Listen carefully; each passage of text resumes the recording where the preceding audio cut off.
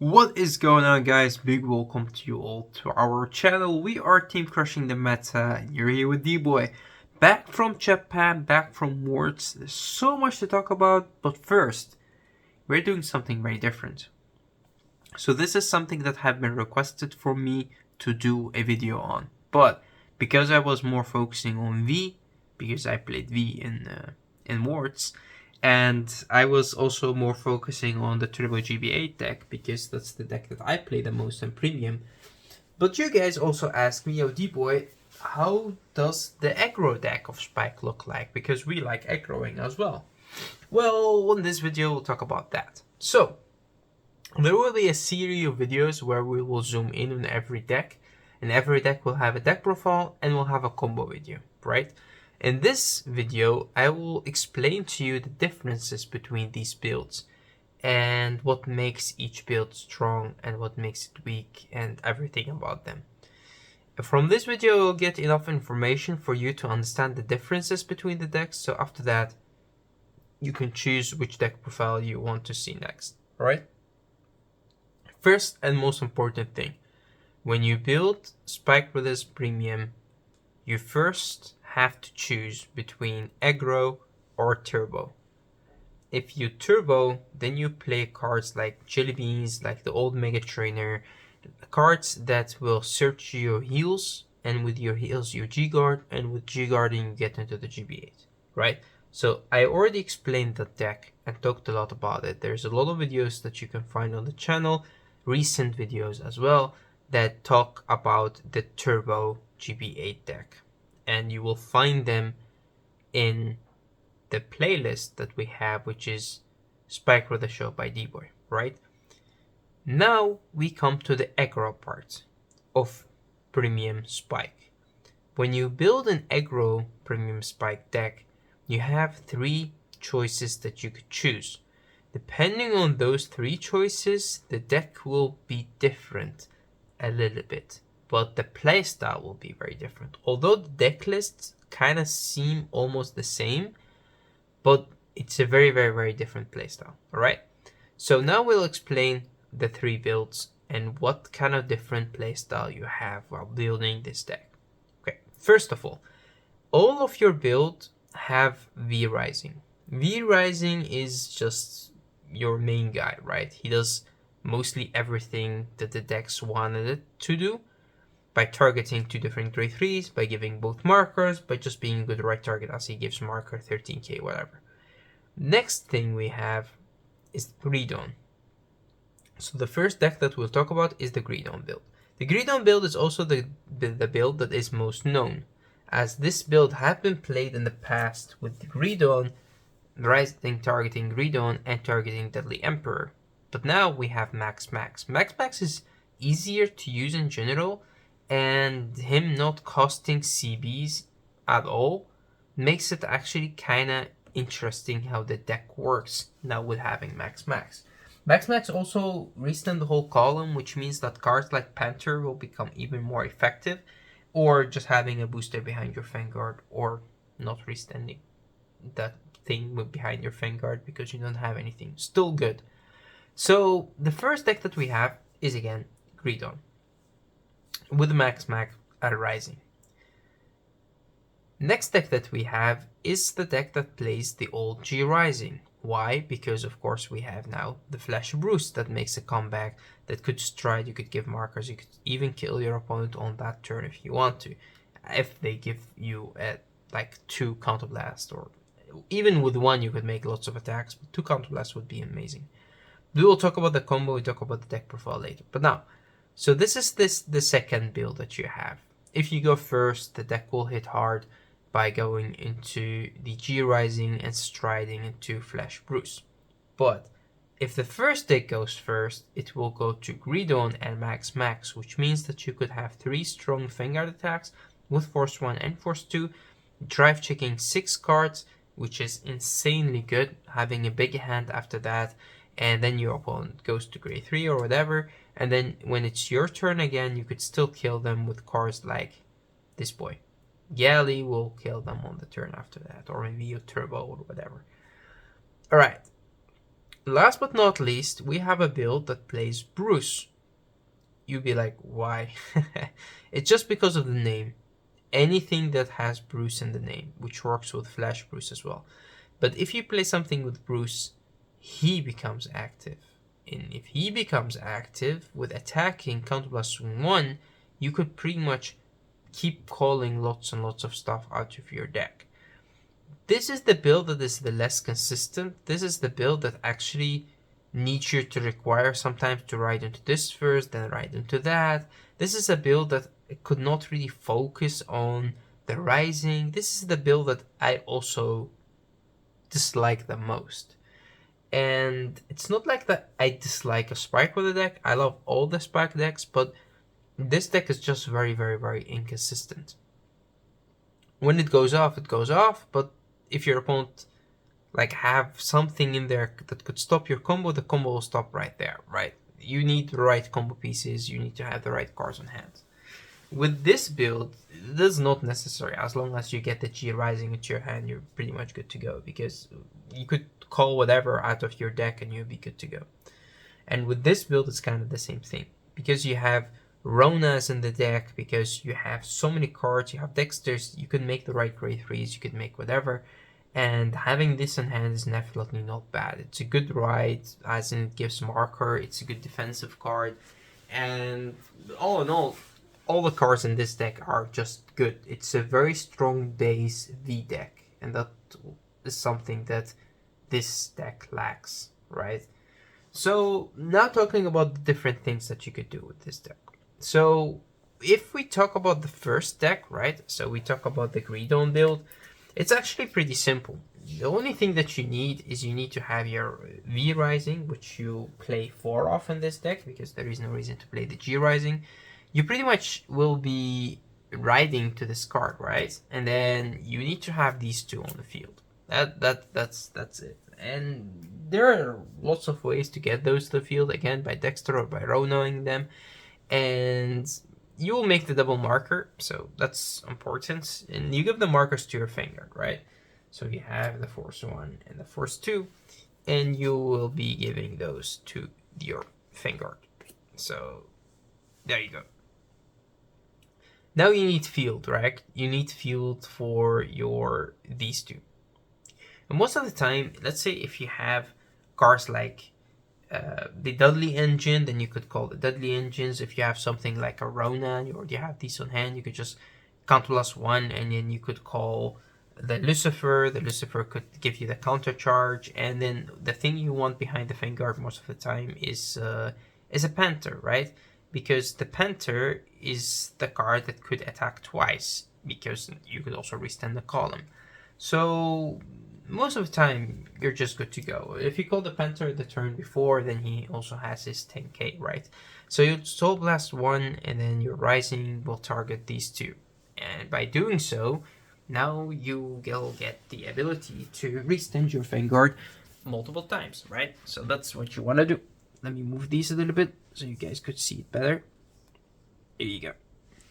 Now you can see everything more clearly. Alright, so the first things first is we have the skill of the Greedon. So the Greedon right here, I know that you know the skill, but again, so what he does basically, if at the end of the battle this unit attacked, you Soul Blast 2 and you put 4 Regards, standing Regards, into your soul. And then you stand this unit, and then if your soul has 10 or more cards, you get the extra plus 15k, which you will never get. So that's his skill. The only thing you need is you need to put standing Regards into your soul, and they need to be 4. And you need to have 2 soul left.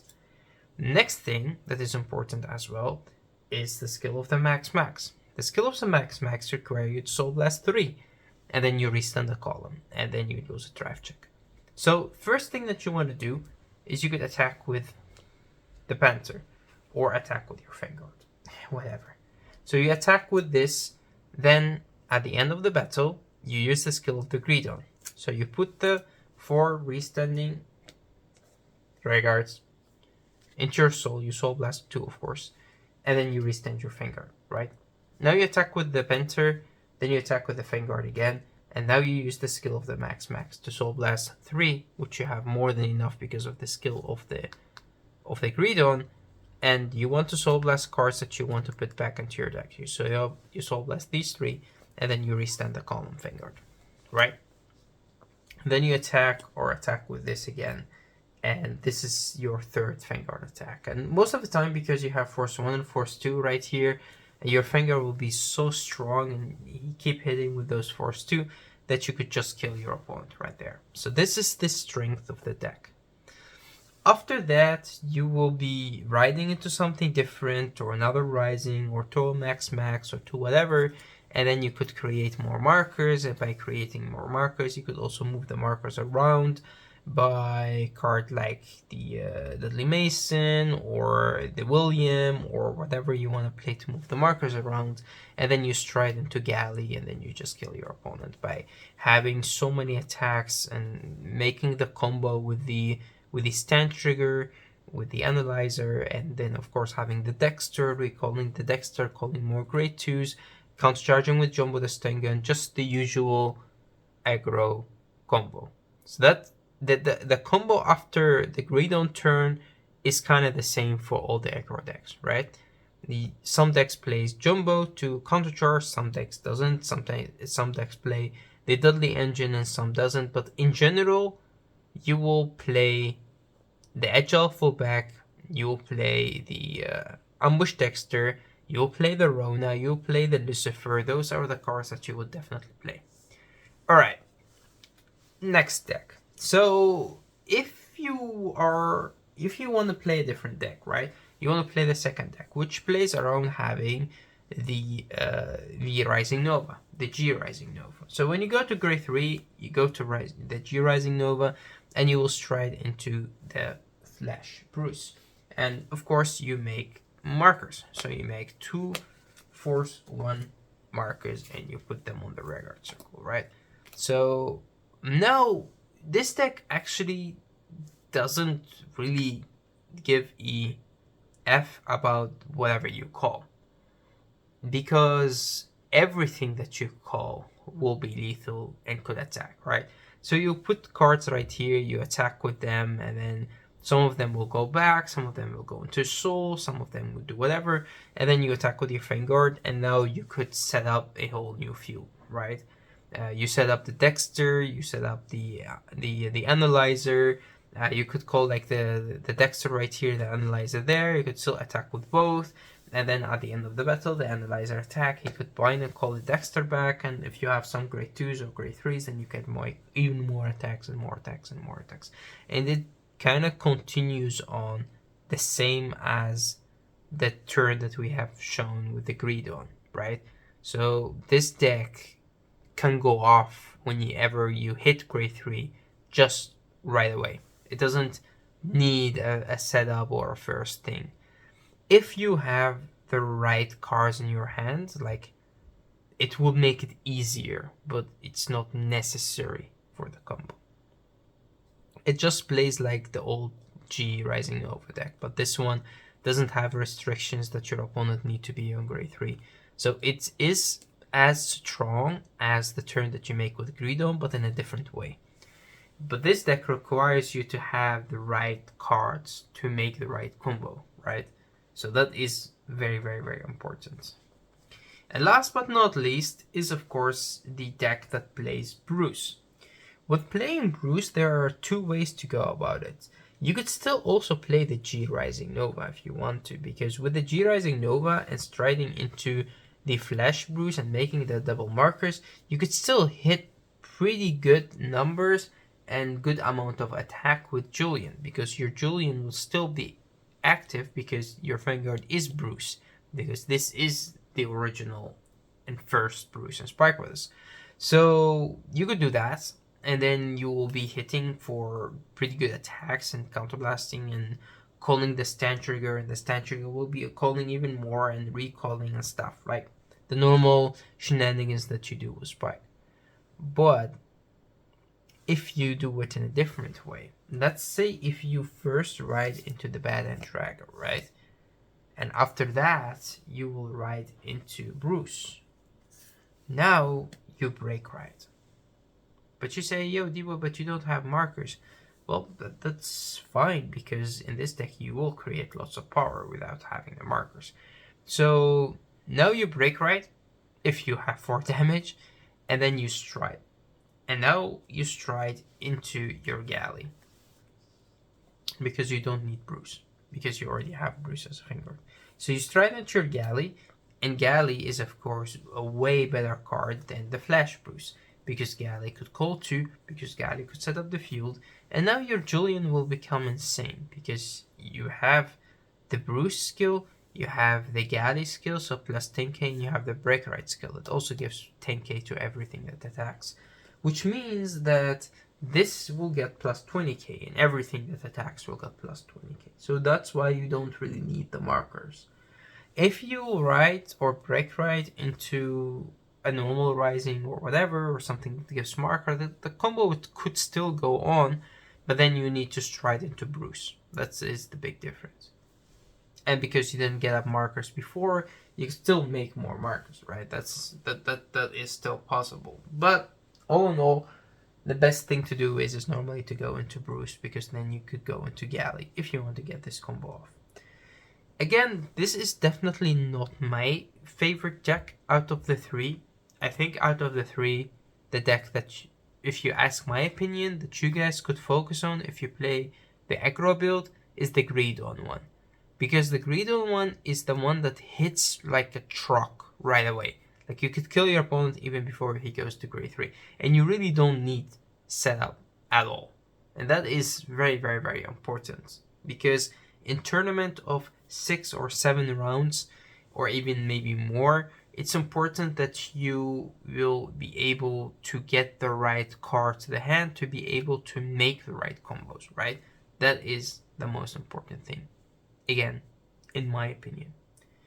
Alright guys, that is actually it about this video. Again, we will zoom in all the decks except the turbo deck, because we have already done that. And we'll talk about all the possibilities that the build, how does the build difference from the one to the other deck. But again, for you guys, it's important to understand the differences between the 3 decks. Because some people think that this deck, for an example, could make an infinite loop. Well, no, it does not make an infinite loop, but the loop could continue on and on and on and on for a while if you keep getting the right cards. The Greedon build, for an example, people would be like, yeah, but you keep your markers on your Vanguard and then you cannot move them. Yes, you can. You just need to play the right cards. Then you can move them. So, again, pretty much depend on how you want to build the deck and the choice that you make, which of the 3 decks you want to build.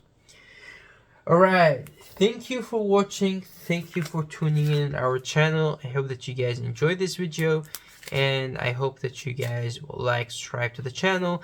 If you guys want to see more Spike Weather videos, then stay tuned, because more and more and more are coming up. But the most important thing is that you guys enjoy these videos and learn something or a lot from it.